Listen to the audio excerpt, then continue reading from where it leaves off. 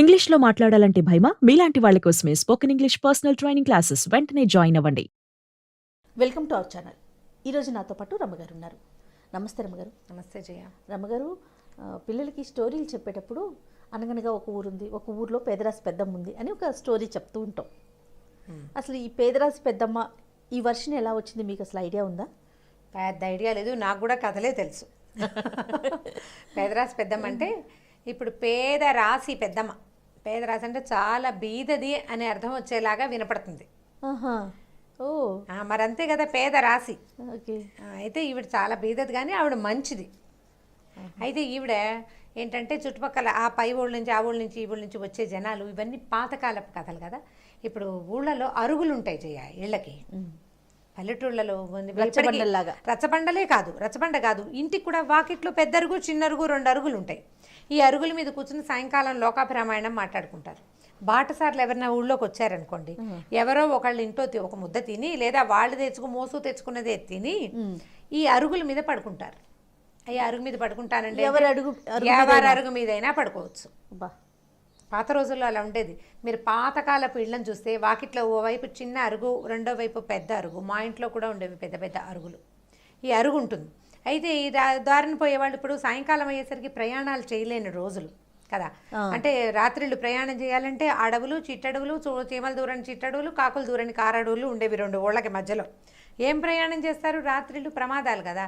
చీకటి పడేసరికల్లా ఏదో ఒక ఊరు చేరిపోయేవాళ్ళు. కరెంటు అవి లేని రోజులు కదా. ఆ చేరిపోయిన ఊళ్ళో వీళ్ళు ఏదైనా ఒక ముద్ద అక్కడ వచ్చేటప్పుడు రొట్టెలో పిండో సత్తుపిండో తెచ్చుకుంటే, లేదా 2 గుప్పెళ్ళు బియ్యం తెచ్చుకుని ఒక గిన్నెలు తెచ్చుకున్నారనుకో, ఏదో ఒక చోట 2 రాళ్ళు పెట్టి కాస్త మంట వెలిగించుకుని కాస్త 2 గింజలు ఉడకేసుకుని ఏదైనా పచ్చడి వేసుకుని తినేవాళ్ళు ఒకటి. లేకపోతే ఈ ఊళ్ళల్లోనే బాబు ఏదైనా కాస్త అన్నం దొరుకుతుందంటే, ఏ ఊరు ఏమిటి, ఎవరు మీ ఫలానా వాళ్ళు తెలుసా, ఇలా మాట్లాడి ఏదో 2 ముద్దలు అన్నం పెట్టేవాళ్ళు. ఇది చీకటి పడేసరికి భోజనాలు అయిపోయేవి 7 గంటల కల్లా. ఆ తర్వాత ఏం చేయాలి? కాస్త 9 దాకా అయినా ఏదో ఒక మాట మంతి ఆడుకోవాలి కదా. ఈ మాట్లాడే సందర్భాల్లో ఈ అరుగుల మీద చేరిన జనం లోకాభిరామాయణం మాట్లాడుకునేవాళ్ళు రచ్చబండల దగ్గర. అక్కడ ఈ పేదరాశి పెద్దమ్మ అరుగు మీద కూర్చుంది. పెద్దవాళ్ళు ఏమి సాయంకాలం అయ్యేసరికి పెద్దవాళ్ళకి పనే ఉండదు. సాయంకాలం పనులు పెందరాళ్ళే అయిపోయేవి పల్లెటూళ్ళల్లో. మేము కూడా అంతే చేయం, మాకు కూడా అలాగే అయిపోయేవి. ఎవరెవరికి మాకు కూడా అయిపోయేవి, మా ఊరు కూడా అంతే అని చెప్తారో చూద్దాం. అయితే ఈ చీకటి పడిన తర్వాత ఈ పెద్దమ్మ వాకిట్లో కూర్చునేది కదా. వారా వీరా చుట్టుపక్కల జనాలు చేరి, పెద్దమ్మ ఏమిటి సంగతులు, మీ ఊళ్ళో మీ చిన్నప్పటి సంగతులు ఏమిటి, ఏదైనా ఒక కథ చెప్పు అని అడిగేవారేమో. అప్పుడు ఈ పెదరాశి పెద్దమ్మ కథ సినిమా కూడా ఒకటి వచ్చింది. సినిమా అంత జెన్యున్ థింగ్గా అయితే నేను అనుకోను. ఈవిడ చెప్పే కథలే బాగా ప్రముఖమైనవి. ఏదో ఒక ముద్ద ఉడకేసుకుని తినేది. చీకటి పడేసరికి పెద్దవాళ్ళకి ఆహారం పెద్దగా అవసరపడదు, ఏదో తినేవాళ్ళు. ఈ వచ్చిన వాడు తెచ్చుకున్నది ఏ శనక్కాయలో ఏ బఠానీలో 2 గింజలు ఆ మామ చేతిలో వస్తే పెద్ద ఆవిడ అక్కడ కూర్చుని పాతకాలపు కథలు, రాజుగారి కథలు, రాజుగారి అమ్మాయి సంగతి, ఫలానా ఊళ్ళో రాజుగారు, అట్లా కథలన్నీ చెప్తూ ఉండేది. ఈ ఒక్క ఆవిడకే ఈ కథలన్నీ ఎలా తెలుసు అంటే, పై ఊళ్ళ నుంచి వచ్చిన జనాలు అక్కడ కథలు ఈవిడికి తెలియజేసేవాళ్ళు. ఆ కథని ఈవిడ తన దగ్గరకు వచ్చిన వాళ్ళకి తెలియజేసేది. మన పాతకాలం కథలు ఎలా క్యారీ అయ్యేవి? అప్పుడు ఇన్ని పుస్తకాల, ఇన్ని ప్రింట్లా, యూట్యూబ్లా ఏమున్నాయి? ఏమీ లేవు కదా, మీడియా లేవు కదా. ఒక నోటి నుంచి ఇంకొక నోటికి. అవును. ఇట్లా ఈ పేదరాశి పెద్దమ్మ చెప్పే కథల్ని చాలా జానపద కథలు హెచ్చుగా ఉండేవి పేదరాశి పెద్దమ్మ కథల్లో. మనం కూడా కొంతమంది ఇంట్రెస్టింగ్గా అడుగుతూ ఉంటారు, పేదరాశి పెద్దమ్మ కథలు చెప్పండి. అవును. వీళ్ళు వెంబడి చెప్తాం. ఇవాళ ఒక చిన్న కథ వినండి. ఈ పేదరాశి పెద్దమ్మ ఒకరోజు సాయంకాలం ఇలాగే అరుగు మీద కూర్చుంటే ఆ దేశపు రాజకుమారుడు తన తాలూకు మంత్రి కుమారుడితోటి దేశాటానికి బయలుదేరాడట. ఈ దేశాటానికి బయలుదేరిన రాజకుమారులు వాళ్ళు ఏంటంటే, పట్టాభిషేకానికి ముందు దేశమంతా తిరగాలి రాజకుమారుడు. తిరిగి దేశంలో స్థితిగతులు, ఏ ఊళ్ళలో ఎలాంటి సమస్యలు ఉన్నాయి, ఎవరు రాజుకు విధేయులు ఎవరు అవిధేయులు తెలుసుకోవాలి. ఊళ్ళల్లో ఉన్న మంచితనాలు, ఊళ్ళల్లో ఉన్న పద్ధతులు, సంప్రదాయాలు, నీటి వనరులు, నదులు ఎలా ఉన్నాయి, ఆనకట్టలు కట్టాలా, అవన్నీ తెలుసుకోవడం కోసమే దేశాటన. ఊరికే కథలు కాకరకాయల కోసం కాదు. ఈ దేశాటనకు వచ్చిన రాజకుమారుడైనా చీకటి పడే వేళకి ఏదో ఒక ఊరు చేరాలి, అక్కడ కూర్చోవాలి, పడుకోవాలి, ఏదో వాళ్ళు పెట్టిందే తినాలి, లేదా ముందు ఊరు నుంచి తమ క్యారీ చేసుకున్నది తెచ్చుకు తినాలి. అయితే ఈ రాజకుమారుడు, మంత్రి కుమారుడు ఈ పేదరాశి పెద్దమ్మ వాకిట్లో పడుకుంటే ఈ ఆజానుబాహువుగా ఉన్న కుర్రాడు, వాడి పక్కన తెలివిగా ఉన్న రెండో వాడు, ఇంచుమించుగా అంతగానే ఉన్నటువంటి ఆ రెండో కుర్రాడిని ఆవిడ గమనించింది.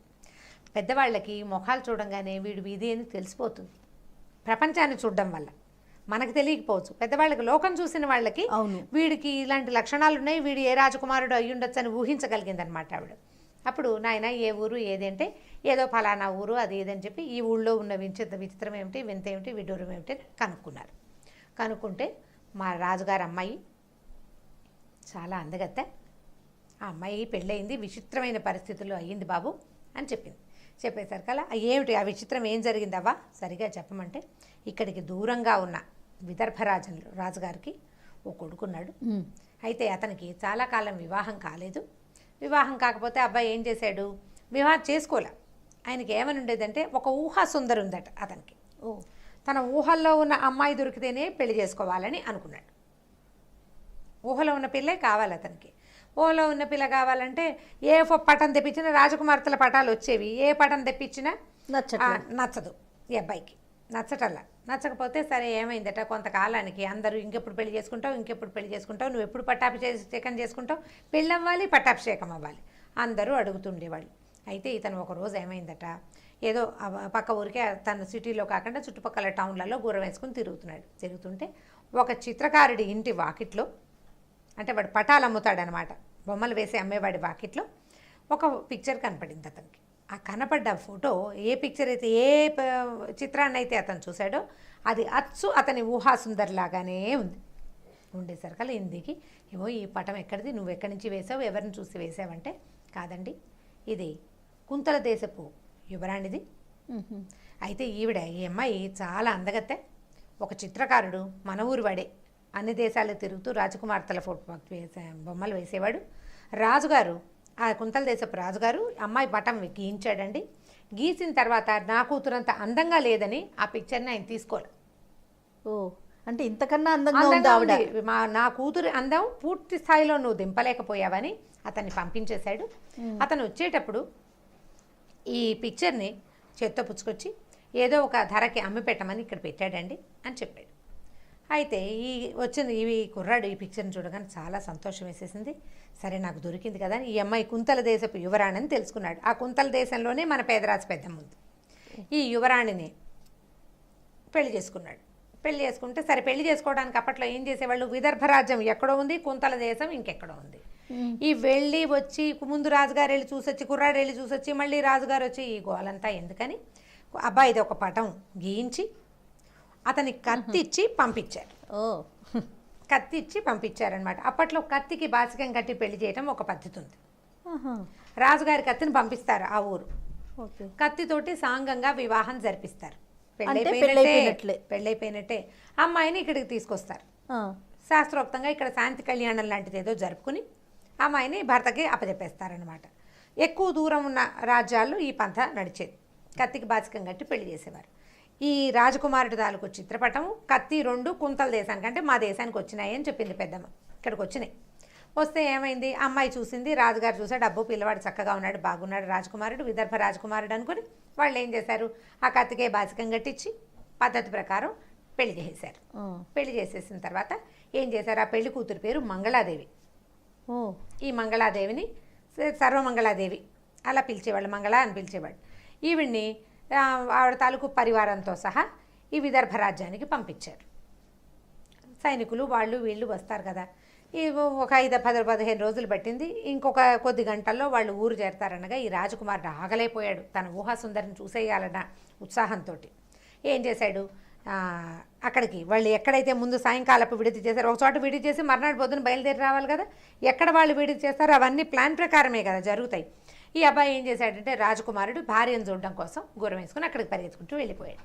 వెళ్ళిపోతే ఏమైంది, ఈవిడేమో లోపల అంతఃపురంలో వాళ్ళకి ఏదో డేరా కట్టారు, ఆవిడ లోపల ఉంది. ఈవిడేం చేశాడు, చుట్టుపక్కల ఉన్న సైనికుల్లో ఒక సైనికుడిని పట్టుకున్నాడు. ఏమోయ్ మీ రాజకుమార్తె చాలా అందగత్తెట కదా, నేను ఆవిడ చూడడానికే వచ్చాను, ఏది చూపించవా అని అడిగాడు. అడిగేసరికల్లా వాడేం చేశాడు, వాడు కొంచెం కొంటెతనానికి, వాడు కొంచెం అల్లరివాడనమాట సైనికుడు. గుంపుగా వస్తున్నటువంటి చిలకత్తెల్లో కాస్త గైరుగా కొంచెం నగలు పెట్టుకుని ఉన్న అమ్మాయిని, అదిగో ఆవిడే సర్వమంగళాదేవి అని చూపించాడు. చూపించేసరికి ఈయన తెల్లబోయాడు. ఇదేమిటి, ఈ అమ్మాయి ఇంత సన్నగా ఉంది, ఇంత పొడుగ్గా ఉంది, నేను చూసిన పిక్చర్ ఏమో ఇంకోటి, ఈ అమ్మాయి ఇలాగుందని అతను చాలా దిగులు పడిపోయాడు. ఇప్పుడు పనిమాల కత్తి పంపించి పెళ్లి చేసుకున్నామా, కాదంటే ఇట్లా కుదరదు. అయ్యో నా ఊహా సుందరిని పెళ్లి చేసుకోలేకపోయానని చాలా దిగులతోటి అతను కాస్త వెనక్కి వెళ్ళిపోయాడు, ఇంటికి వెళ్ళిపోయాడు. తెల్లవారేసరికల్లా రాజకుమార్తె అత్తవారిల్లు చేరిపోయింది. ఇల్లు చేరిపోతే ఈయన ఏం చేశాడు, ఈ రాజకుమారుడు మధ్యాహ్నం సాయంకాలం అయ్యేదాకా ఈ అమ్మాయిని చూడడానికి రాకుండా సాయంకాలం నేను వస్తున్నాను, దీపాలన్నీ ఆర్పేయండి, దీపాలు వెలిగించద్దు, రేపు పగటిపూట రాజకుమార్తె నా కంటపడ్డానికి వీల్లేదు అని శాసనం చేశాడు. ఆయన చీకట్లో వచ్చేవాడు, చీకట్లో భోజనం చేసేవాడు, చీకట్లోనే భార్యతోటి స్పెండ్ చేసి వెళ్ళిపోయేవాడు. పగలు ఎప్పుడూ భార్యను చూసేవాడు కాదు. ఎందుకంటే ఊహాసుందరిని పెళ్లి చేసుకోలేకపోయాను, ఆల్రెడీ చేసుకున్న పెళ్లతో ఎలాగోలాగా ఈ అమ్మాయితోటి కాపురం చేయాలి, ఎందుకంటే కత్తి పంపించి ఇంకో రాజకుమార్తెను తెప్పించాము, ఇప్పుడు కాదు కూడదంటే రాజ్యాల పాట పోతుంది, వాళ్ళు అవమానపడతారు, అది చేయకూడని తప్పుగా భావించి భార్యని చూడకుండా మేనేజ్ చేసుకునేవాడు. ఇలా జరిగింది. అయితే కొంతకాలం అయిన తర్వాత ఈ అమ్మాయట ఏం చేయాలో తెలియక, ఏమిటి ఇతను రాత్రిపూట తప్పిస్తే పగటిపూట నాతో మాట్లాడు, నన్ను చూడ్డు, నేను ఏం చేయాలి అని చాలా మదన పడితే వాళ్ళు ఏం చేశారట, ఈ పేదరాశి పెద్దమ్మకి కబురు చేశారు. అమ్మాయి అంచెల ద్వారా పేదరాశి పెద్దమ్మ కబురు చేసి, నా పరిస్థితి ఇలా ఉంది, నాకు ఏం చేయాలో తెలియటం లేదు, నాకు నువ్వు సహాయం చేయమంటే పేదరాశి పెద్దమ్మని రెండు గుర్రాలు పుంచిన ఒక బండి ఎక్కించి ఆ అమ్మాయి దగ్గరికి పంపించారు. ఈ ఊరు వచ్చింది ఆవిడ. వస్తే పేదరాశి పెద్దమ్మ ఏమందంటే, ఇతను పగలు చూడట్లేదు అంటే ఏదో ఉంది కారణం, కావాలని చేసుకున్నాడు, ఈ అమ్మాయే కావాలని చేసుకున్నాడు కదా, ఏదో కారణం ఉందమ్మా, అసలు పగటిపూట అతను ఎక్కడుంటాడో కనుక్కుంటానని ఒక ముసలి దాది సహాయంతో ఈ రాజకుమారుడు ఎక్కడుంటాడంటే అతను ఎప్పుడు గోశాలలో స్పెండ్ చేస్తాడు, ఆయనకి గోవులంటే ఇష్టం. ఓహో. సరే ఏం చేశారు, ఈ రాజకుమార్తెని 2-3 రోజులు గమనించారు, ఈ అబ్బాయి ఇక్కడ ఉంటాడని. ఈ పెదరాశి పెద్దమ్మ ఏం చేసిందట, ఈ రాజకుమార్తెని, అమ్మాయి ఈ మంచి అలంకారం అంతా తీసేయమ్మా రాజకుమారి, నువ్వు తేలిక మామూలు దాసి వాళ్ళు మామూలుగా వేసుకున్నట్టుగా బట్టలు వేసుకోమని చెప్పింది. సరే తీసుకెళ్ళి ఆ గోశాలకి తీసుకెళ్ళేసరికల్లా ఆ గోశాలలో ఈ రాజకుమార్తె ఇద్దరు ఎదురుపడేసరికి నిర్ఘాంతపోయాడు. ఇదేంటి నా ఊహాసుందరి ఇక్కడికి వచ్చేసింది, ఎలా వచ్చేసింది ఇక్కడికని చాలా ఆశ్చర్యం వేసింది అనమాట. ఆశ్చర్యం వేస్తే ఈ పేదరాజు పెద్దమ్మ ముసలి దాది ఇద్దరు ఉన్నారు కదా, బాబు మా అమ్మాయికి ఒంట్లో బాగుండలేదు, పచ్చి పాలు ఆవు నుంచి డైరెక్ట్గా తీసుకోమన్నాడు వైద్యుడు, అందుకోసం తీసుకొచ్చా, మీ దగ్గర బోర్డు గోవులు ఉన్నాయి కదా, కాస్త ఆ వైద్యం చేయిస్తే మా పిల్లకి అనారోగ్యం తగ్గుతుంది బాబు, వేడి చేసింది అని చెప్పేసరికల్లా సరే ఏం చేశాడు, ఆయన అమ్మాయి మీద నుంచి కన్ను మరలటం లేదు, అతనికి చూపు మరల్చుకోలేకపోతున్నాడు, చాలా ఇదిగా ఉంది, అంటే ఎక్సైటింగ్గా ఉంది, ఏం చేయాలో తెలియటం లేదు. మా మనవరాలు అనేసరికల్లా ఈ ముసలి దాది మనవరాలు అన్న ఊహాసుందరి కుంతల రాజకుమార్తె అనుకున్నానే, కుంతల రాజు కూతురు అవ్వాల్సిన అమ్మాయి ఇలా ఉండటం ఏమిటి, అతనికి ఏం చేయాలో తెలియలేదు. సరే ఏం చేశాడు, అలాగే ఆమె వంక ప్రేమగా చూస్తూ ఈ వైద్యం చేయించాడు, ఆవు పాలు పితికి ఆ అమ్మాయి చేతికిచ్చి ఏం చెప్పాడంటే ప్రీతిగా, మరి ఇలాంటి వైద్యాలు 40 రోజులు చేయాలి కదా, కాబట్టి రోజురా నేనే స్వయంగా నీకు పాలు పితికించిస్తానని చెప్పాడు. సరే భర్తను అట్లా తనివి తీరా పగటిపూట చూసిన ఈ అమ్మాయి రోజు వచ్చేది. 40 రోజులు ప్రతిరోజు పగటిపూట ఆయన ఉత్సాహభరితంగా ఉండేవాడు, రాత్రిపూట డల్గానే ఉండేవాడు. ఎందుకంటే ఊహాసుందరిని పెళ్లి చేసుకోలేకపోయాను, ఈ అమ్మాయిని ఎవరినో చేసుకున్నాను. అయితే ఈ 40 రోజుల తర్వాత ఈ పేదరాజు పెద్దమ్మ ఏం చేసిందంటే, ఈ 40వ రోజున ఈ రాజకుమార్తె వచ్చే దారిలో 2 తుమ్మముళ్ళ మొక్కలు పట్టుకొచ్చి పడేసింది. అంటే తుమ్మ చెట్టుకి ముళ్ళు హెచ్చుగా ఉంటాయి, 2 కొమ్మలు కత్తిరించి తెచ్చి అక్కడ పడేసింది. ఈ అమ్మాయి గబగబా నడిచొస్తూ అదాటుగా దాని మీద కాలేసింది, తుమ్మ ముళ్ళు గుచ్చుకుంది. రాజకుమార్తె ముళ్ళు గుచ్చుకుంటే ఆగగలదా, అమ్మో అని ఇవిడ కేక పెట్టేసరికి పరిగెత్తుకుంటూ అతను వచ్చి ఏం చేశాడంటే ఈ ముళ్ళుని అలాగా తీసాడు కాళ్ళలోంచి. తీస్తే కొంచెం నొప్పి పెడుతుంది కదా, తుమ్మ ముళ్ళు మహా నొప్పి, ఎక్కువ రోజులు నొప్పి ఉంటుంది. అక్కడి నుంచి సాయంకాలం వైద్యం అయిపోయింది, ఇద్దరు కాసేపు ఏదో ఆ మాట ఈ మాట మాట్లాడుకున్నారు. ఆయనకి పెద్దగా మాటలు ఏం లేవు, పాప అమ్మాయిని చూడడంతోటే ఆయన ఇదైపోతుంది అనమాట.